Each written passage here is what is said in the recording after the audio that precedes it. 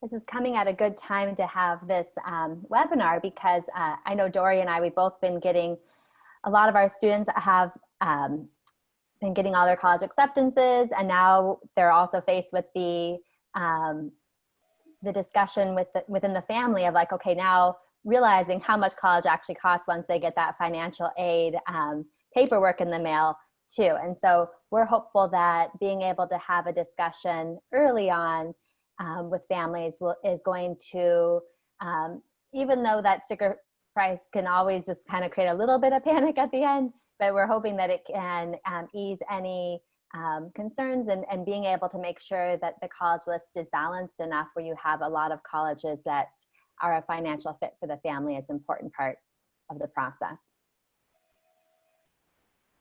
I know, so Dori, with you, when you had with your child too, just it's a hard conversation too, though, once they've gotten into certain schools and then being able to have to figure out the kind of the return on investment. Yeah, I mean, we had a lot of conversations up front, and we had a pretty good understanding of what the realistic budget was for college. Mm-hmm. And you know, we agreed that she could apply some places that were, you know, more expensive to kind of see if she got any sort of scholarship to make it affordable. Mm-hmm. And even going in, having her know what the realistic guidelines were, it was tough to have that conversation that said, that is beyond our budget. Mm-hmm. Mm-hmm. So, you know, again, it really helps to have that conversation up front, but you know, it's a tough one. College is just a lot of money. Yes. So, and we have with us here, so I wanted to first, I'll kind of start off, I'll introduce myself. I'm Jennifer McClure from My Pathway to College, and the other co-host is Dori from Dori Middlebrook Educational Consulting, and my teammates Jamie Brooker and Emily Desmond are also joining us today as well. And before I introduce Diane Cashion, our guest speaker, I wanted to also go over some housekeeping and share with everybody that there is a chat feature at the very bottom of the Zoom, and that's where you'll be able to answer, ask any questions. And at the very end of the presentation, we've allotted some time to be able to answer your questions that come up during the presentation. So feel free to type any questions in the chat feature. And without further ado, I know we have a busy 30-minute session with Diane, and I would like to introduce her. Diane is an independent educational consultant that will be guiding us today in our financial aid discussion. And she's been working with families since 2008. And is also on a member of the National College Affordability Committee for the Independent Educational Consultants Association. So she's been, she's very knowledgeable, and her practice, College Discoveries, helps parents seeking an affordable path to college. So we are so pleased to have her with us today, and we look forward to hearing what you have to share with us about college costs, how much. Thank you, Jennifer and Dori. It's a pleasure to be with your families this afternoon, and it will be an action-packed 30 minutes. So let me just assure the audience that a lot of the things that you'll be seeing, web links, resources, will be available afterwards via Dori and Jennifer. So don't worry if you miss a note-taking or if you miss a screenshot, the recording will also be available later too. But I just wanted to try and pack in as much as we could. It is a pretty broad topic that I could go on for really days. We could have a retreat, really, and find a spa that might be open, but probably and talk about this topic. But it's really in front of us right now. I guess every day we see another article in the paper about the impact on colleges, and not only the decision of whether to be open for campus in the fall, or for the campus to be open for for in-place or residential education in the fall versus online, but also what is this doing to the dollars that a college counts on to run. So we're looking at an impact to not only college endowments, but potentially, you know, the amount of financial aid they can award. In terms of public institutions, they're looking at changing and continually reducing legislative contribution to keep public schools going, which has been certainly happening over the last decade, and is also to attribute the rising cost of education. Even public education has really soared in addition to private education. But all of these things are going to be even more apparent to us as colleges become more tuition dependent, because this is the main way in which they operate their schools. So we can't really influence any of this.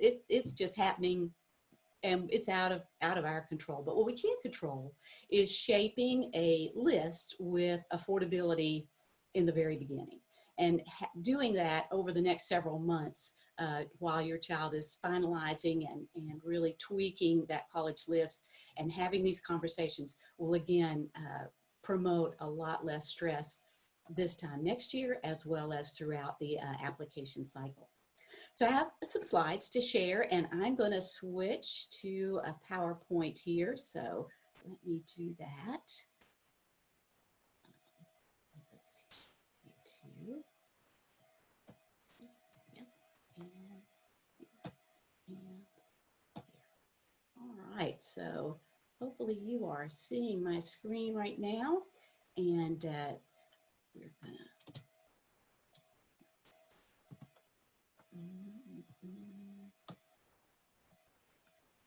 there we go. So we have some goals for this afternoon, and primarily during this time together, I want to make sure that we not only review a variety of websites and tools that will make this process easier, but also look at how we are going to promote student involvement and getting them to actually buy in to this building an affordable list. And that's our goal primarily this afternoon. We're going to do this by introducing you to a key life skill, or introducing our students to a key life skill, which is decision making.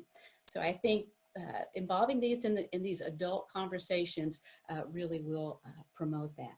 So as Jennifer mentioned, there will be an opportunity for questions at the end. Please be sure and use the chat box if you have questions as we go along, but and we'll try to get to as many of those as we can at the end. For many families, finances are an awkward topic, and but we know that the sooner we get to this topic, the better, especially in terms of college costs.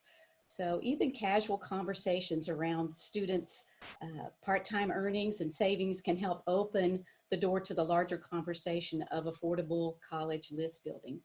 Having an open conversation with your student now about what's realistic for your financial situation will help to avoid a lot of stress this fall and spring. We know that there are key components to the college fit, which is what we are all seeking for our students, the perfect college match. And in order to have a successful college match, we know it involves these three components. So we really want to seek, this afternoon we're going to focus on the financial fit and seeking to create a balanced list with that affordability in mind.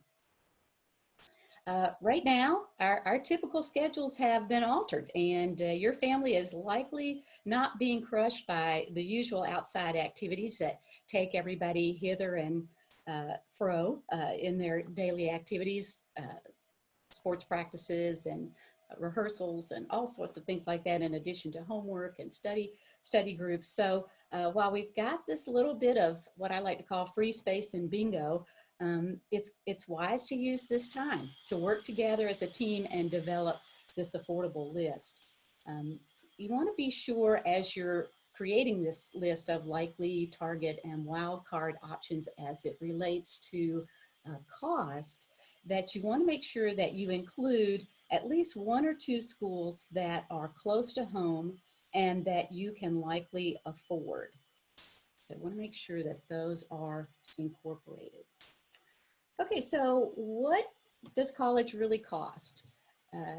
This is an estimate of the current college cost range of privates, out-of-state publics, the UC system, and the CSU. So you'll find this range of cost across the board.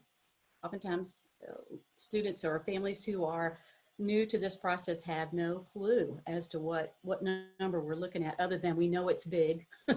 And this slide definitely tells us how big that is. So when these numbers, as you can see, talk about a residential experience. And when we say residential experience, we're talking about total cost of attendance. So it includes these 5 components. And so it's also known as the COA. You'll see the abbreviations. You'll see a lot of alphabet soup as we go along today. But these are the 5 major components. And while there are uncertainties at present whether students will be on campus, we hope by fall of 21 that everything will be resolved and there will be safe ways for our students to be on campus and resume education. We hope that's the case for fall of 20. But since we're in this time of flux, we kind of need to have both avenues of funding going, whether it's going to be tuition only, if it's online delivery, or if it's going to be the full cost of attendance for a residential experience. What are we looking at in terms of how to fund the education? So we've got a few funding options, or the primary funding options listed here. Of course, in addition to this would be a family's personal finances to contribute as well. So how do we access some of these options? Well, one way is by establishing need. Does a family have need that can be met by the college or by the federal government with grants? So we define need as the cost of attendance, that COA that we just saw, minus the expected family contribution, and we'll be talking about that in just a second, will equal the need. So there's just a real simple math example of how we arrive at that. So this will be our first task with our student and our team approach to getting them involved in the conversation. And that is to determine what is your expected family contribution. And that is actually the federal government's assessment of a family's financial strength and their ability to pay. And this will be determined when each family fills out the free application for federal student aid, also known as the Fafsa. More alphabet. How do we determine what our expected family contribution is going to be? 2 sources that I like to refer families to. One is on the College Board website, their EFC calculator. And the other is a tool on the Fafsa website that's called the Fafsa Forecaster. This one is really helpful in that it links you to a very helpful college cost worksheet that gives you a means of comparing colleges to colleges. So you can actually do apples to apples. And that would be, I think, helpful as you and your student are working together to, again, build this list and see costs side by side. Regardless of which calculator you use, you want to make sure that when you approach this tool, either the College Board or the Forecaster, that you have with you a copy of your 2019 tax return. That will be the basis of your evaluation for the academic year 21 to 22, that your students will be freshmen in college. When your EFC is determined, basically the EFC will determine which financial category your family will be ranked in or will be aligned with. These, you can see here what we're talking about in terms of dollar amounts. And when we say partial need, that means that a family would be eligible for some need aid from the school, as well as the other half being merit.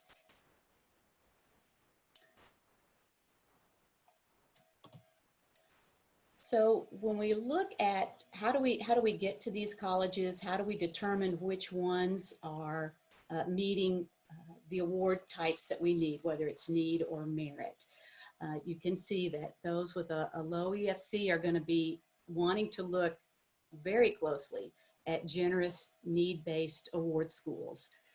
And then those with a very high EFC are going to rely heavily on merit award schools. So how do we find out if we even qualify? We know if we use the Fafsa forecast, we can determine what our level of need might be. How do we know what our merit might be? Well, merit is based on a student's academic achievement. It's evidenced by their grades and their test scores. So when we know this, we can enter that into a tool that is called the net price calculator. And I'll be showing you some links there. But the net price, again, another simple math equation here to just show you that it's the total cost of attendance minus any grants or scholarships that the institution might want to award the student, the admitted student, based again on their grades and test scores. This can really, I think, the key component here in using a net price calculator is the aha moment that it provides for students. You can realize that schools that right now may seem really out of reach financially can come into the budget range based on potential merit award. So this also, I think, points up, and I wanted to emphasize that a large percentage of students who attend college are not paying full sticker price. So that full sticker price or the cost of attendance, not many students pay that at all because they are either eligible for some amount of need or some amount of merit, and you can design your list that way.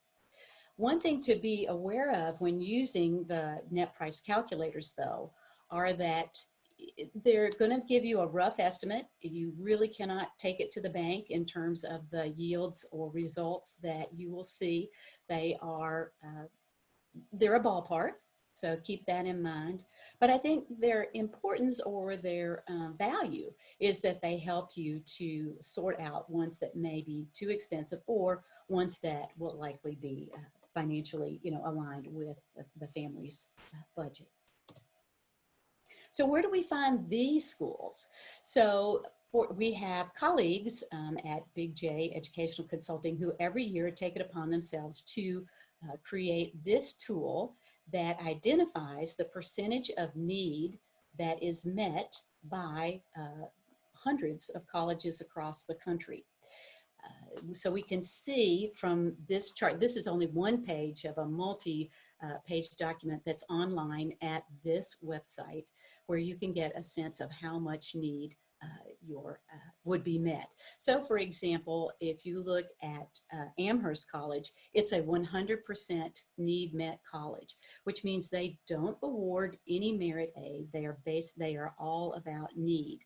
So if we go, remember back to the need slide and the amount of need that was the total, which I think was $30,000, then Amherst has committed to meeting that $30,000 need as shown on the FAFSA document.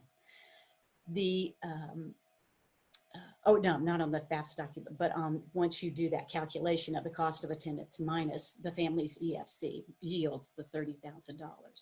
However, if we look at another example, say for example, Auburn University only meets 45% of a family's need. Now, first of all, why would this be? Well, first of all, we know, or you may not, that Auburn is a public university, so they are already being financed heavily by their state legislature. So that makes an impact. And then you can also see in terms of the fourth column, percentage receiving merit, that 31% who don't show need receive merit.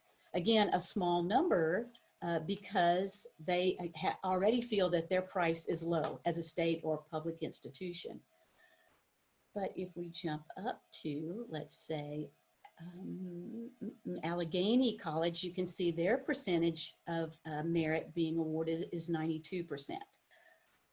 So I think there's a lot of things we can learn from this chart in building that list. And one other thing I wanted to point out on this chart, next to the last column, when it says need analysis methodology, the federal methodology is the FAFSA. The IM is the institutional methodology, and that is determined via another tool, which is called the profile. And really, there's only about 300 schools that require that document. So more than likely, your student may only have one of those institutions on their list. They may have none, but just wanted to sort of update you on what those two abbreviations mean. This is a great tool, again, in identifying those how colleges award money, what's important to them, or what features they tend to be more generous with, whether it's need or merit. Another tool is on the collegedata.com website. Under their financial tab, you can find similar information if you can't find your exact college listed here, but there's quite a few, and I think you'll find it very, very helpful. Another source that we saw in our funding sources slide was scholarships. And oftentimes when families don't quite come up to the number that they were hoping to in terms of a particular reach college, are looking at, well, I'll just have my student apply for numerous scholarships. Well, you know, actually the largest source of scholarship our students have access to are the institutions themselves. Generally, scholarships tend to be $500 to $5,000. And if you're looking to fill a gap of, say, $30,000, that's a lot of scholarship application and can almost be a full-time job in itself. So we want to be careful about overcommitting, I should say, to scholarships and really focus on looking for those schools who do maybe meet more your need or supply merit that your student might be eligible for. I think the bottom line here is very important for families to understand that scholarships won't reduce the EFC, and also that scholarship, if a student is over awarded scholarships, outside scholarships, that can make a dent in the award from the college.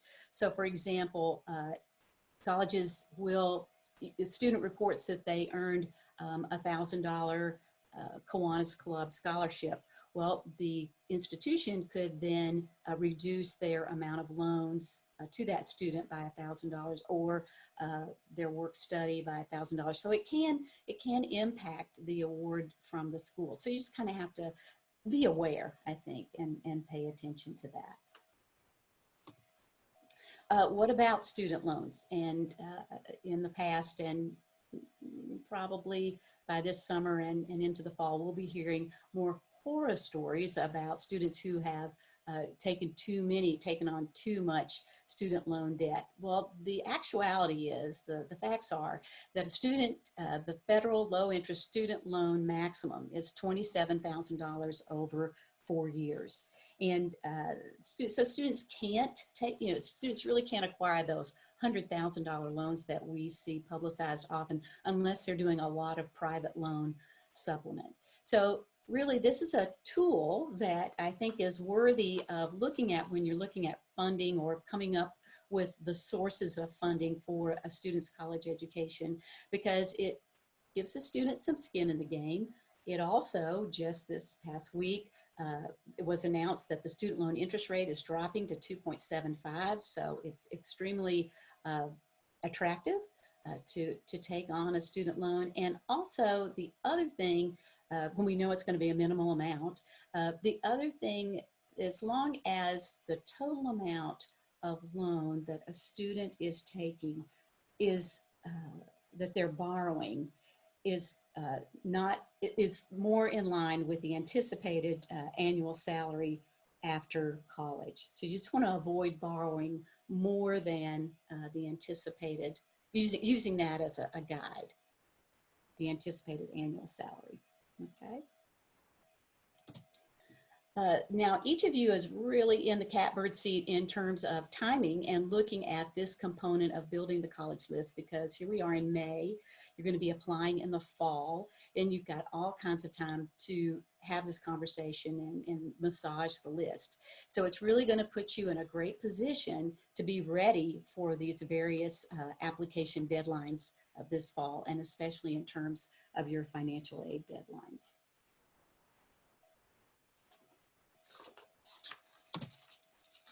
So here are some of the sources that we have covered in the presentation. Again, this is a slide that we'll share with you via email, and of course it'll be available in the recording. But now, let's get ready. Let's do this. Bring the students on board, and as a team, target a specific day and time of the week that you want to preserve for these college conversations. It could be, Saturday afternoon, it could be Sunday afternoon, whatever fits in with your family schedule, and determine, okay, this is when we're going to have all of our college conversations about, planning, about doing our financial research, whatever it might be. And that way, you don't have to ask questions every day of your student. Sometimes that can get, we've still got a year to go with our rising seniors. So we want to make sure to keep it fresh, keep it fun. And so if we know that there's a particular day and day of the week that we're going to reserve for college conversations, sometimes that's a little more reassuring, certainly to our students and to you, to have that opportunity to catch up. Have your student create the Google Sheet or Excel spreadsheet where you're going to collect all this data and complete the calculator as a team. Maybe set a goal to complete 5 net price calculators in a week, and make it fun. On this day and time of the week that you set aside, make their favorite cookie, or even bake together, or plan a fun activity afterwards, a hike, maybe a walk on the beach, a bike ride, something that the student knows there's some reward, if you will, of time, fun time together after maybe this business hour that you might spend together. All right, so that was fast and furious, but I'm happy to answer any questions. And I know we're coming up on the half hour, and I just want to say that if those who need to get going on to their next activity certainly understand, and you are more than welcome and free to leave the webinar, but anybody who has a question and wants to stick around for some conversation would be happy to do that. So I'm just wondering, Jennifer or Dori, did any? Thank you so much, Diane. That was very informative and helpful. Oh, good. Diane, could you just touch on the net price calculator and where a family would locate that on a college website? Yes, you know what? So sorry, I forgot to mention that. It would be under it. It is on every college website, and you can either go directly to the financial. If they have a financial tab, oftentimes it's admissions and financial aid tab is combined together, and you would find the net price calculator there. You could also do a search in the text box on the college homepage for the net price calculator, and it would take you there. The list that you shared that showed the average price of attendance at the different colleges with the expected merit aid, those tuition fees, or were those total cost of attendance, and are those in-state fees or out-of-state fees for the public schools, or how would a family be able to compare those numbers? Right. You know what? They are full cost of attendance. For public institutions, I would, challenge my student to take a look and make sure that they are researching the out-of-state cost of attendance, just for compare and contrast with the chart. Diane, I often get a question from families where they are unsure of whether they should fill out the Fafsa. They feel like, I don't need any loans. Should I do this or not? What would be your advice? I would say to complete the Fafsa. The Fafsa will give you that final word as to whether you demonstrate need or whether you don't. It also, let's say if it does, then obviously you want to know that piece of information in terms of your college, creating this college financially affordable list. Secondly, if you do not show need, you still have the opportunity to access those low interest federal loans. You're not required to take them by any means, but they're there. And by spring, after you've received all your decisions and that final choice starts to come into play, you may decide, you know what, I do want to access that loan or not. But definitely I would complete the FAFSA. The other thing is that in the time that we have experienced this spring, if there is a change of circumstance for the family and job loss, significant health condition, that the wage earner is no longer able to work, things that can impact the family income, having that FAFSA on file will make it quicker and easier for the financial aid department to respond to a request for evaluation for help with cost of college. Okay. And sometimes, and the other piece too is having to fill that out every year too. I think sometimes I'll have questions about that too, of the importance of having to fill it out each year. And with the FAFSA, they do look at your prior year's taxes. So that financial planning ahead of time is important too. Exactly. Same with the profile document. Each year a student is attending, you need to complete both if you're attending a profile school. Mm-hmm. So something I think it was helpful for people to realize too is the for the class of 2021, your FAFSA will be based on your tax return from 2019, but that if something looks drastically different for your family for 2020 based on this COVID situation, you have the ability to request a professional judgment and have the college reevaluate your need based on that change because of the fact that things could have changed from 2019. Exactly. And, that brings up a good point too, Dori, and that is reaching out to the financial aid offices, the colleges that your students applying to, even through the summer and into the fall. These folks really want to be a resource and help you be proactive with your decision making, and also knowing what you may or may not be or aligned with in terms of awards on their campus. But they really want to help you through some of those complex situations that your family may be encountering. So reaching out to them, even though your student is just applying, hasn't been accepted, doesn't matter, they want to be a resource. Absolutely. And doesn't look like we have any other questions to date, but what we'll do is I'll send a follow-up email with your contact information. So that way, if they do have any questions after kind of digesting all of this information, they'll be able to reach out to you. And then we'll also send out a follow-up with the slides and some of the links too. So that way you can easily access them. And we hope you enjoyed our session today with Diane. And thank you, Diane, for taking the time as well. Absolutely, my pleasure. Yeah, thank you all for being here. And thank you, Diane, that was great.